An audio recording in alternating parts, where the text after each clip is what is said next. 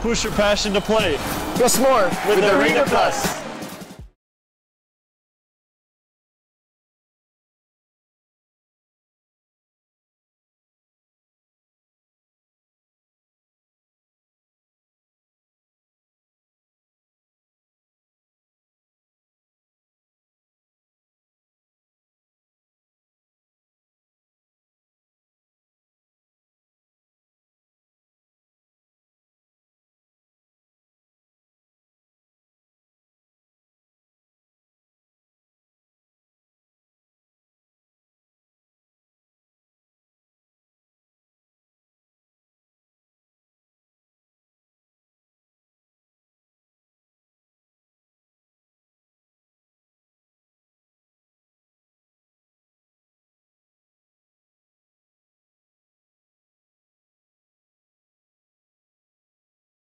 At ng Timberwolves para sa Western Conference side kung saan nga naman mare may isang minuto pang naiiwan and 26 seconds on the clock kung saan nga naman lamang ang Thunder sa score na 106 against 88 ng Timberwolves. O, diba? Mukhang sa 1 minute na ito, nako, maraming pwedeng mangyari, kaya lang milagro kung mahahabol pa ng Timberwolves ito ang pagkapanalo sa unang pagkakataon para sa Game 1 ng final round para sa western side ng NBA Conference. Nako, nakakaloka. Sabi nga ng iba, mukhang okay si Thunder na ito.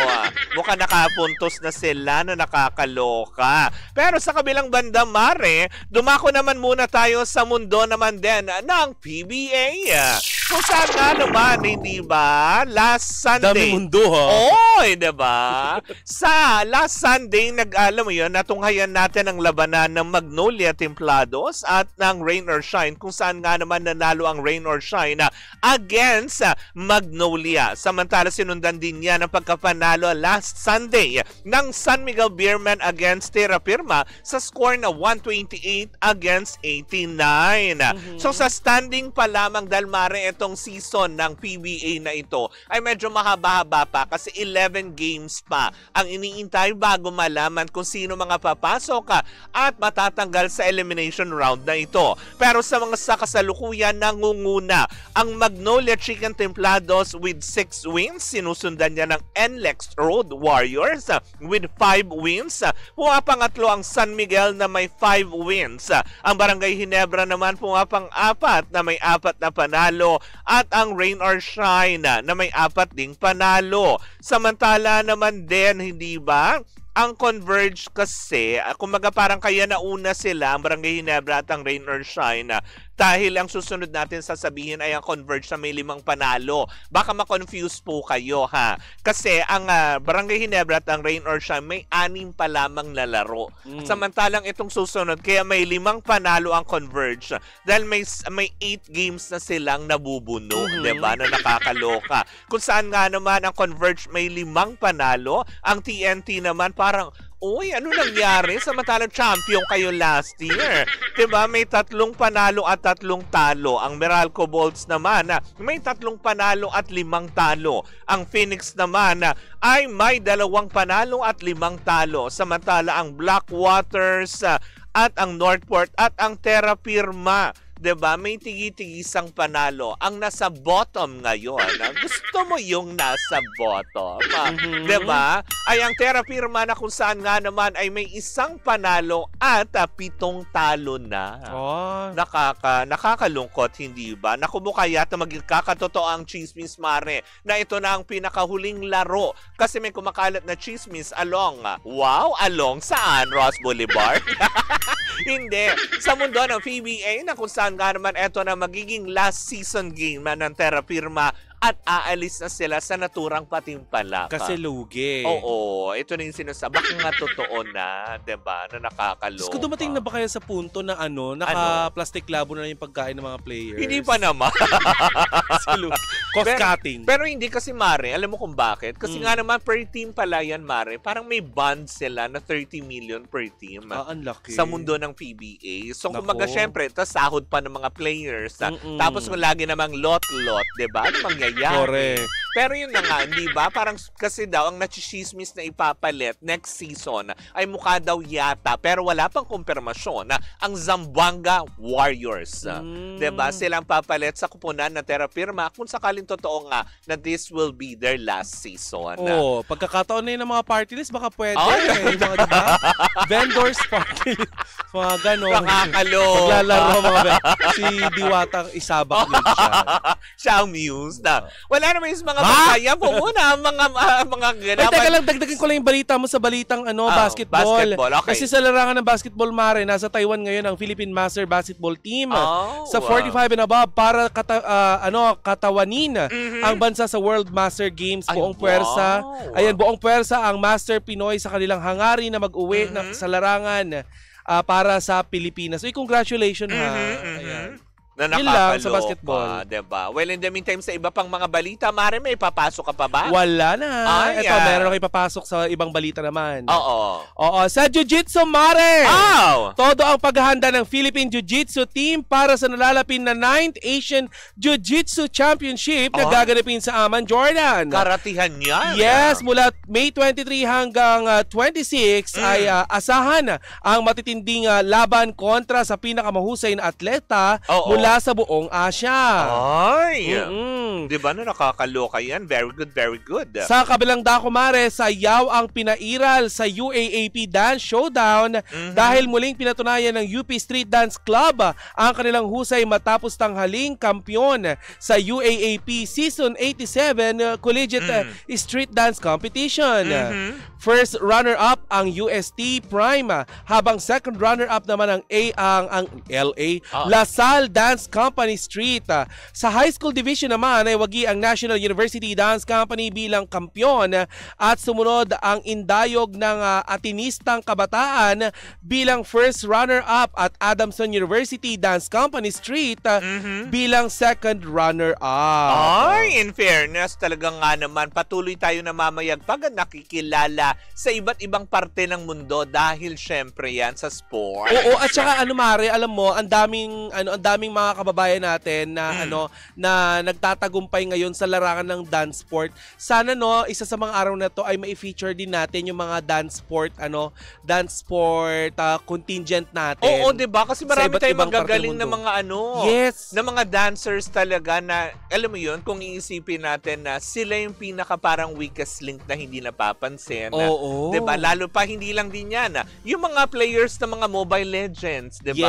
Yes, e-sport. Oo, 'di ba? Lalo sa mga estudyante na ngayon namamayagpag din, 'di ba? Sa iba't ibang parte ng Asia na lumalaban. Tsaka Paralympics. Oo, 'di ba? Nagkakaroon tayo ng pwesto sa Paralympics. In fairness. Kaya tuloy dumarami na yung mga gustong sabi, ay, panyutol ko na rin tong paaneska ko para maka-join ako dyan. Kasi wais silang pagkakataon sa Pero alam mo, congratulations sa mga ang gagaling ng mga Paralympics natin. Ang bibilis nila. Hindi ba? Patunay po lamang kahit pa sabihin natin sa mga kapatid natin na may mga kapansanan na hindi ba? Hindi hadlang nga kanilang mga kung anumang karamdaman o kaya naranasan, anuman ang pagkukulang na parte ng kanilang mga katawan ay hindi ito nagiging hadlang para ituloy nila kanilang pangarap. Konting suporta lang mula sa ating gobyerno, kagaya na lamang ng pagsasaayos ng mga lift dyan sa mga MRT station na ngayon ay naayos na. Kasabay ng pagsasaayos ng EDSA. Ay, diba? Well, in the meantime, nako mga pangga, para mas maging ka-exciting pa din ang ating araw, nako, ito magpapabago ng iyong gaming environment gamit ang Arena Plus app. Bakit ganyo? Dahil sila lang naman ang tinanghal bilang Best Sportsbook Operator for 2024 Sigma Asian Awards, kung saan nga naman ito magpapabago ng iyong paraan na pag-i-enjoy sa mga paborito mong laro. Sa Arena Plus din, hindi mo nakakailanganin pang tumingin sa iba't ibang mga sites para lang malaman ang mga latest scores and results sa mga inaabangan mong laro worldwide. Dahil sa Arena Plus app, kompleto, always updated na. Kasama din dyan ang mga games tulad sa PBA, NBA, PVL, basketball, soccer, volleyball, boxing, at marami pang iba. Pare, pwede mo ring masubaybayan ang mga live games sa local at international sports properties sa pamamagitan ng kanilang mobile application, ika nga ng Arena Plus, all-in-one na, anytime at anywhere pa. Kaya nga naman, alam mo yun, para din talagang maging secure at ligtas. Ito para sa inyong kaalaman. Ang Arena Plus ay license ng Philippine Amusement Gaming Corporation o PAGCOR para masigurong legal at secure ang gaming environment ng ating mga user. Importante yan na kasi True. napakaraming scammer ngayon. Naman. At dahil gusto namin astig ka pangga, astig rin ang official endorser ng Arena Plus dahil kaastig mo ang Pinoy basketball sensation sa mundo ng PBA na si Scottie Thompson. At ang Pinoy Pride naman umaariba sa daldal ni Sisa. Hindi pa natatapos ang baklang mataba. Oo. Ang umaariba naman sa mundo ng NBA ang phenomenal film ang basketball star. Ang daldal mo talaga, Sisa. Si Jordan Clarkson. Kaya nga naman, mas gawin pa natin astig ang ating gaming environment at experience. Sabayan natin ang pakikinig ng official jingle ng Arena Plus na Halina sa Arena. Sige, performed haluin by mo yung one Arena sa and Arena. only Glock 9. Oy, paano nga ba yun? Oo. Yung yung Halina. astig sa sports. Oo. Anong halina? Halina. Yun yun. Oo. Yung halina sa arena. Oo. Yun yun eh. Yun yung karugtong. Oo. Astig sa sports.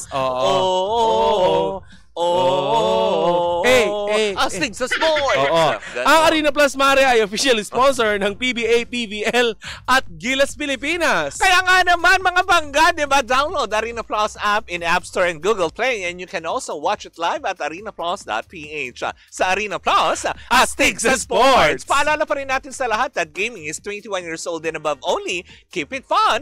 Game responsibly. At dito na po natatapos ang ating Chika sa Arena. Hatid yan sa atin ang Arena Plus, astig sa sports. Watch your favorite basketball teams now on Arena Plus. Matindi ang action, exciting pang panonood dahil may 1 million pesos per play. Visit arenaplus.ph to discover more and grab your chance to win. Sama-sama sa Arena! Visit pagcor.ph/regulatory or email keepitfun@pagcor.ph. Promo runs from April 20 to June 21, 2025. EGLD reference number NKTG 2025-0474. Gaming for 21 years old and above only. Game responsibly. Keep it fun. Sa Arena Plus, astig sa sports. Download and play now at arenaplus.ph. Cheers, miss! Dabagalitas! With Tita Cora and Kapitana Sisa. Same, pero iba. Yung totoo. Nag-ayos yung mga bakla. Halatang nangarag. Yung totoo, Pinipigil lang yung hingal. Nakakaloka. Ayan, patuloy pa rin pong kayo nakatutok sa number 106.7 Energy FM. Tanggawan mo sabihin radyo. Sabihin mo. Yan! Hello pa rin po sa ating mga panggana. Patuloy pa rin po nakatutok on our social media platforms on Facebook, TikTok, and of course sa ating team replays na nanonood over YouTube channel ng Energy FM. Hello Philippines and hello world! Ay, patingin ko lang din yung mga nasisiyahan ha. Oh.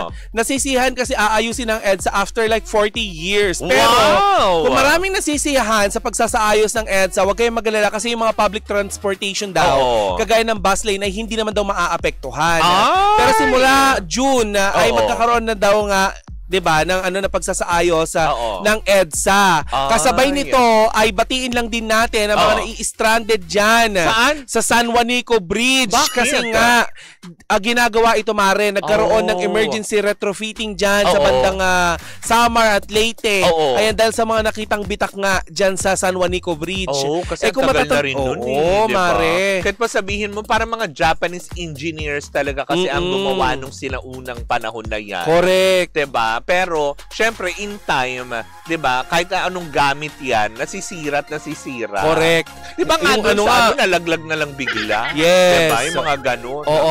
Pero yun ang Mare, ang nakakaloka dito. Inaabangan nga at medyo iniinda ng ating mga kababayan dyan sa Samar at Leyte Oo. ang pagtaas nga ng produktong presyo ng produktong petrolyo dahil hindi makatawid na maayos ang mga produktong petrolyo, Oo lalong-lalo na yung mga nga. pwedeng ibenta na na mga manok, Oo. baboy, yung mga Na magmumula sa Tacloban o kaya Yes. magmumula sa Samar. Diba? Yung mga Yes. ganon. Kasi yun lang naman din. Oo. Diba? Na nakakaloka. Mm-mm. Yan ang minantabayanan ni Honorario. Honorario Donald Obando. Ano Ano ba ang Abondo eh. Abordo. Abordo. Abordo Arrogante. O, diba? Mas kilala bilang si Rio. O, diba? Taray. Sana si Rio na lang ang binanggit ko. Kirukirupi. Anong pangalan na? Honorario Donald Abordo, arrogante, ng Montalban, Rizala. Hello sa iyo. Maraming salamat. Yes, at kung Mare nababagot ka, ano nga bang pwedeng gawin? Ay, nako, eto na. Kung sakali naman din na nababagot ka, kung ikaw ba naman mahilig sa Tong Eats at iba pa, well, tara na sa Game Zone. Fun-believable sa Game Zone dahil you can play real games with real people for free.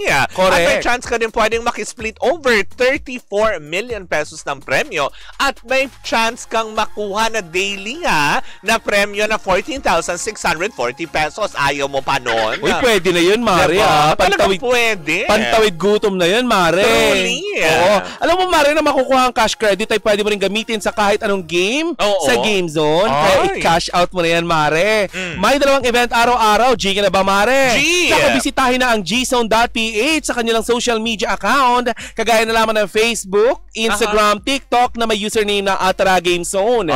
G ka na ba sa tong It's Mare? G! Naku, Tara Game Zone! Abangan ang GTCC Summer Showdown from April 25 to June 28, 2025 at may cash pool up to 10 million pesos na paglalaban-labanan. Kaya naman, bisitahin na ang gzone.ph para sa ilang mga detalye. Kaya nga, tandaan natin, ang gaming dapat fun lang. Visit pagcor.ph/regulatory or you can email them at keepitfun@pagcor.ph. Promo runs from January 1 to December 31, 2025. EGLD reference number MKTG 2024-2564. Tandaan natin ulit gaming is 21 years old and above only. Keep it fun. Game responsibly.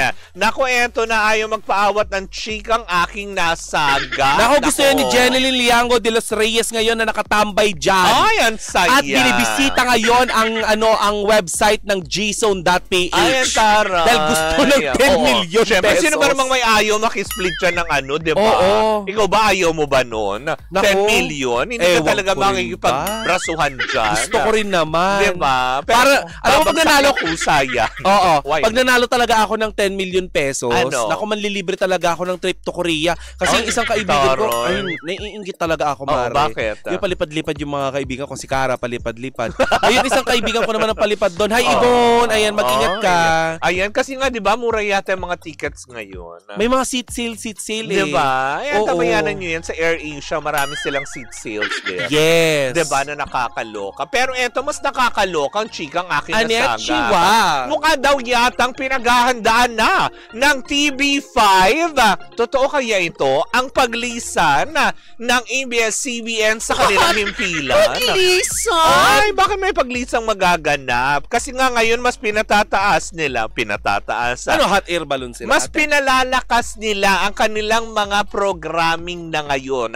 Kung saan nga naman daw, wala naman sinabing aalis ang ABS-CBN, hindi ba? Kumbaga wala rin naman na pagtutol na tipong, ay hindi aalisin namin. Walang ganong balita. Kumbaga pinaghahandaan lang nila yung mga pre-programming nila kasi nga unti-unti na silang naglalagay ng mga self-produced program nila sa kanilang mga himpilan. Kumbaga precautionary method. Yes, kumbaga parang syempre, di ba may plan B kami. Pang 2x2 picture yun. Yung mga ganong aspeto na tipong gumagawa lang ng plan B, sakali lang din. Dahil alam naman natin ngayon na mainit na tinatanggap na ngayon ang mga contents ng ABS-CBN on GMA7. Hindi ba? May mga shows din yata na napapanood din sa GTV na. Diba? Na provided din ng ABS-CBN. Pero ngayon kasi kumaga mas pinalalakas ng puwersa. Lalo pat, diba, ang nachichismis ngayon na si Johnny Manahan ay mapupunta na para mag-head ng kanilang artist artist arm. Yes. Diba? Na kung saan napapabalita din na itong si Johnny Manahan ay may bit-bit daw na mga kapuso at kapamilya artists sa kanyang pagsisimula dito sa TV5. Kasi nga, di ba, meron silang parang gagawing show itong May. Di ba? Parang May 25 yata, if I'm not mistaken. It's a pre-show na bago mag-ASAP. Parang gano'n. It's a weekend musical show yata. Di ba yun ang pabalita, binalita It's about niya? time kasi, Mare. Di ba si GMA may gano'n na rin sila. Correct, di ba? May mga pre-show na din sila. Pre-programming ang tawag doon. Di ba? Na kung saan nga naman di ba, na magpapabago nga ng alam mo yon, oras at ng mundo at panonood. Kumbaga parang viewing environment ng ating mga pangga sa TV5 dahil unang-una nagkaroon na ng pre-programming sa hapon, 'di ba? Na ano yun, panimula ni Jiggy Manikad. Meron siya sariling una sa lahat bago mag Front Row Pilipinas. Ano 'yun? Ano ba yung concept ng programa ni Jiggy? Siguro parang more on parang hindi naman masasabi na rated K, pero parang siguro mga more on parang Kim at Chensa ang peg siguro. Yung mga so or parang, hindi, parang siguro mga reporter's notebook ang peg. Ganon. Documentaries? Parang siguro ganon, ha?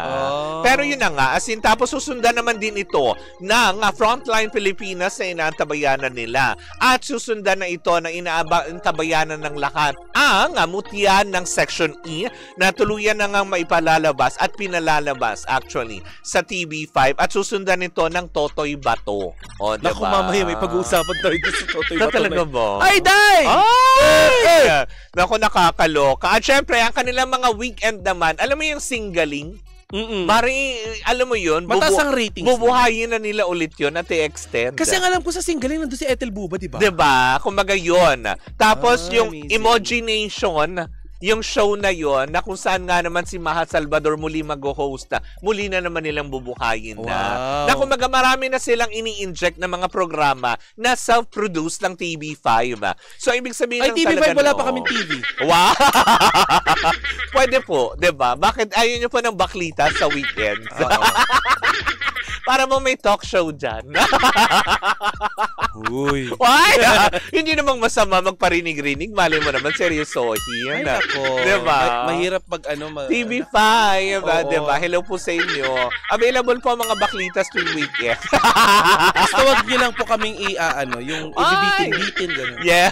Matatakotin sa mataas sa mga bakla. Diba? Yung mga ganong aspeto. But anyway, siguro wala naman din masama sa paghahandang ginagawa or talagang, alam mo yung pagla-line up ng mga programa. Kasi they deserve it din man. Yes. Kasi may mga homegrown talents din naman sila under Media Quest. At saka para saan pat nasa kanila ang Itbulaga kung, diba?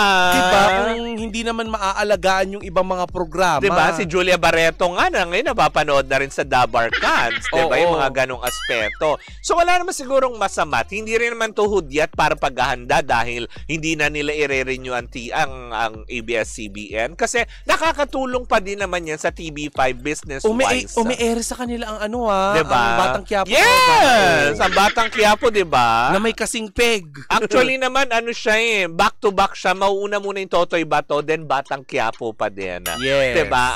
Kumbaga parang scheduled yan everyday na mapapanood sa TV5. Kaya nga naman sa TV5, baka naman. Sa sports. Baka naman. Ayan diba? Ano nakakaloka. Bilog. Alam mo na, bilog? Bilog. Bilog. Sisa. TV5.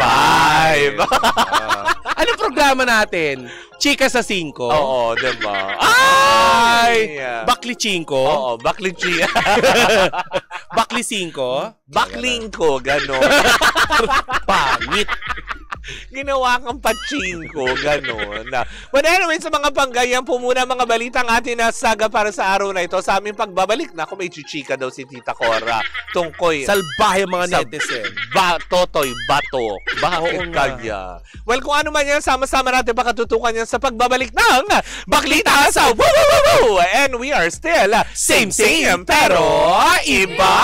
Tuloy-tuloy pa rin po ang ating tugtugan. Siyempre, dito po lamang yan sa number 106.7 Energy FM. Pag wag mo sabihin radyo. Sabihin mo!